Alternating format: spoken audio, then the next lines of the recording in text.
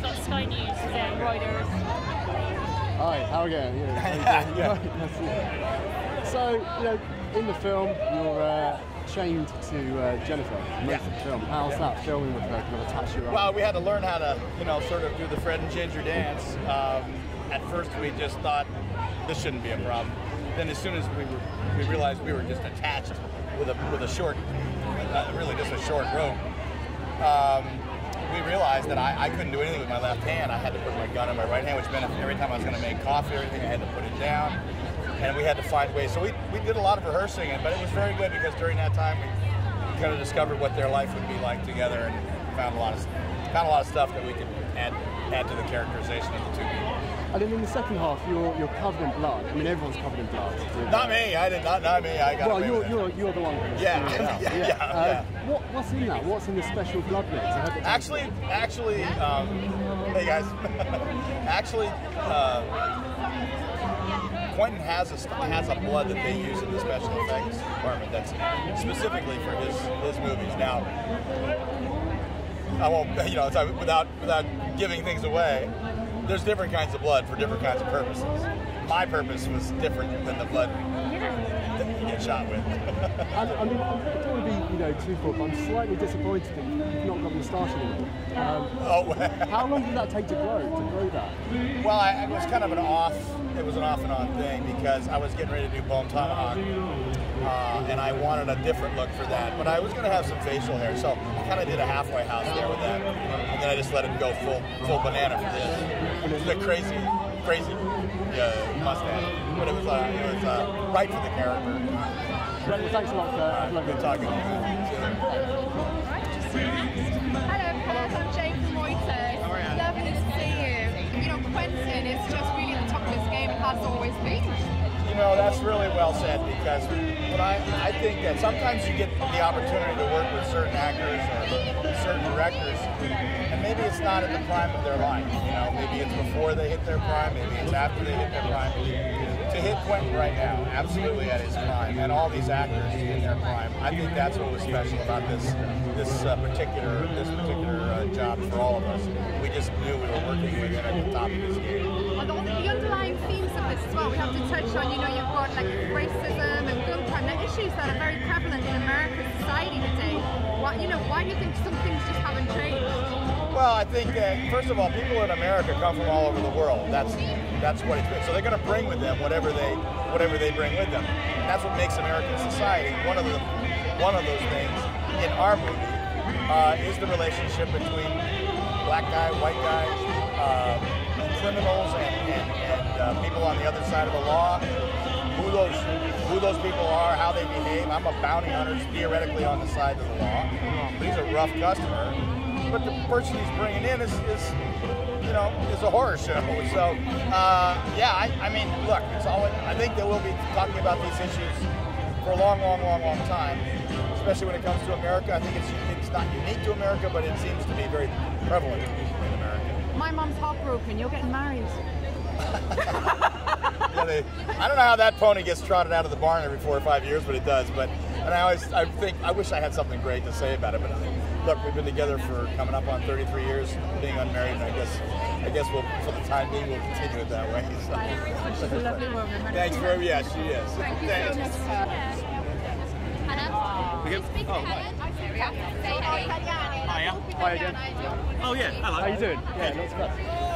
So in the film you get locked away basically in this kind of place in the blizzard. What would you take if you were kind of in a storm and you had a few... I wouldn't last. Having been up there, I have to say I don't think any of us would have made it out. We wouldn't have lasted 5 minutes. Back in those days, not a chance. What was the one thing that you would take from Minnie's haberdashery? You know, the coffee, the booze. I actually did take. We all took. I took their red apple tobacco, hand rolling tobacco. I took a pouch of that. And that's all I have from it. That's the branded stuff, isn't it? Yeah, it's the one that he invented that goes back to, I think Pulp Fiction is where it started, where instead of doing any kind of product placement, he did his own stuff. It's Big Kahuna Burger and all that. And tell me about the blood on the set. I mean, in the second half there's a lot of blood going around. Were you covered in it? Is it a special kind of mix? He has his own colour. He has his own, it's like Quentin Red. So which is different from when I started with him back in Reservoir Dogs. It's a cinematic choice that he makes. So yeah, I was floating about. And obviously you're having a lot of fun with this character, you know, Yeah. you kind of change up your accents. What's special about doing a Tarantino character to other characters? Well, he wrote it for me. He writes them for specific actors, not all of them, but he did in this case for me. So it was, for me, it was a lot. It was like taking the piss out of rich people, kind of thing, and the upper classes. It was written to that. Somebody, you know, making fun of the royals a little bit. Definitely got that. Yeah, yeah. What do you think the enduring appeal of westerns and why Tarantino's kind of done the last two films as westerns? Well, I think because they are of their time. So this is of the 2010s. It's of that period, and he's done that. I mean, if you go back and look at westerns, the ones in the 50s and the 60s and 70s, they're very, very particular to that period, the period in which they were made. So I think they're enduring. I think that, and I have a feeling he's going to do another one. So I wouldn't be surprised. And what do you think the film says about kind of current situations, things to do with guns? Or same conversations happening. I mean, he put everyone in a confined space so that conversation could take place. But the same conflict, the same conversation has been happening for centuries now in the States and also here. So I think that's another kind of reason why these things are appropriate to now. You know, same thing, same conversation. Thanks very much, Tim. Cheers, mate. I'm Jane from Reuters. Very nice to see you. How you doing? You all right? I'm all right, thank you. It's not raining. Listen, it's not the first time you've worked with Tarantino. Yeah. What is it for you and the kind of, you know, the work ethic and the relationship that you guys have that makes it so special? Well, I mean, he wrote this for me. It's kind of, this is a little bit of a nod to the 90s, I think. I mean, I learned very early with Quentin on Reservoir Dogs. This is his first one. It's like, you know, if you've got a writer like that, you never say no. You just hope that you're going to get invited. So, you know, he invited me to the party. Of time. Hey man, I know you, yeah, man. I know. How you doing? I asked you for a light this morning. What's going on? Yeah, Sam. Yes. You see that? I know the host's name right here. That's Sam. My name is Walton. He's a friend of mine. How are you? Yeah, not so bad. How are you? Just, you know, you can imagine. I mean, look around. You know, it's just to be standing here in this country on this red carpet is a thrill in and of itself. But to be standing here in this country on this red carpet for a movie directed by Quentin Tarantino is stuff that dreams are made of, I suppose. Maybe the universe is made of these things. I don't know.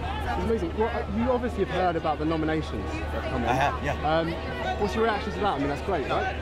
Oh, it's what Jennifer Jason Leigh does in this movie is sublime.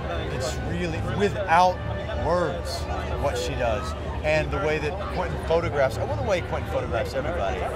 It's incredible, and Quentin getting a nomination for the writing. You know, I mean, he's just nobody does it like him. No one's done it like him.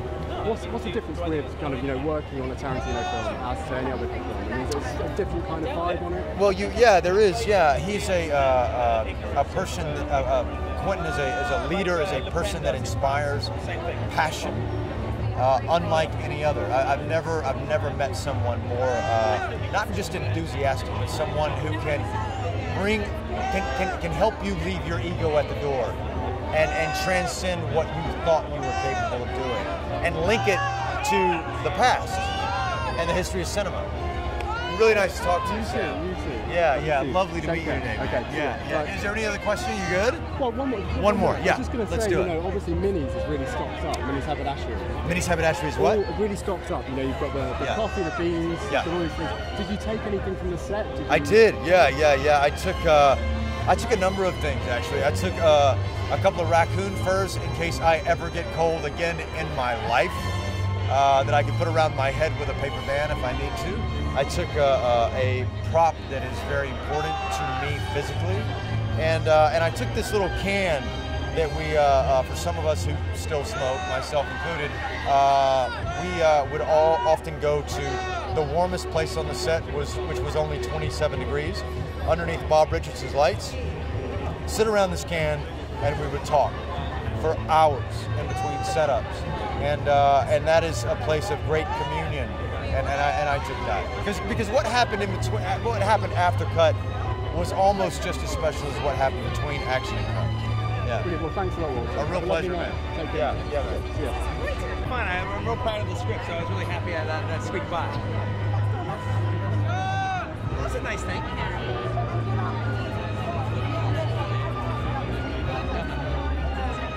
Say that one more time. Oh yeah, well, fingers crossed. How the fuck did I get here, right? And then you want to make sure you have all the supplies in your backpack, and then you just start climbing. And once you start climbing, just to use probably a bad mountain climbing metaphor for what I'm really discussing, which is storytelling. And I'm an actor. I wouldn't waste my talent dealing with him. Hi, Quentin. Hey, how you doing, mate? Yeah, good to see you. Great news about the nominations for the Golden Globe. I appreciate it. Yeah, I mean, do you kind of care about the awards? Oh, it's a nice thing. Which one are you most proud of? The one for directing or the one for the screenplay? Well, I don't think I've ever won an award for directing, actually. All my awards have been for screenplay, and I'm happy to have them. When the script originally got leaked, a couple of years ago, what were your thoughts at the time? Was it... Well, I was really disturbed because after the way I wanted to write the film, so it kind of really kicked me in the shins. Is that difficult to then kind of make a film from something that people have already seen without it being secretive? Well, have you read it? I actually downloaded it a couple of days ago, so I read the earlier script, but only after I've seen the film. Well, I don't think everyone in the world downloaded it, so I should be okay. Obviously, the music is really important to the film. How important was it for you to get Ennio on board for this? Oh, really important. Yep. And finally, did you take anything from the set? Any kind of personal items? Oh no, I have all kinds of stuff. I actually own all the props that we use in the movie, if I want them or not. So I have the stagecoach. I have everything. Brilliant. Okay, thanks a lot, Quentin. Thanks, mate. Thoughts when you heard the news? Well, was it? I just got out of lunch and everything, so I was very happy. I'm real proud of the script, so I'm glad they got nominated. You also said that you one day, you're never going to walk away. When are you going to walk away with the best director in an Oscar? Well, I don't know about that. I mean, like normally, when it comes to people who win Best Director, it's usually a sweep. They win Best Picture, they win Best Director, they win 4 or 5 other things.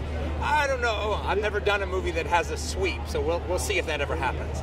Now, the underlying themes in this, we've got a lot of gun violence and racism, and these are kind of issues that are massively kind of prevalent in America. Do you think we're going to kind of society will move forward and we kind of rid ourselves of these things? In real life? Yeah. Be nice. Do you think it's possible? No. Why? I just don't think it's possible. No. I mean, it's been going on since the time of this movie. So I mean, I hope, but I don't think it's going to ever happen. And what next for you then? I don't know yet. I always just one movie at a time. Do you fall into things still, or do you kind of plan, oh, I'm going to do that in a couple of years? Or? No, I have different ideas that are like in the incubator and everything. But I go all around the world with this movie, and it lives its life. And then when it's over, then I live a life a little bit and not think about a movie, and then just see which one ends up, which of those incubators go ding. All right, and I know it's the next one. Listen, congratulations, lovely. Have a lovely night. I appreciate it. Thanks. Thank you.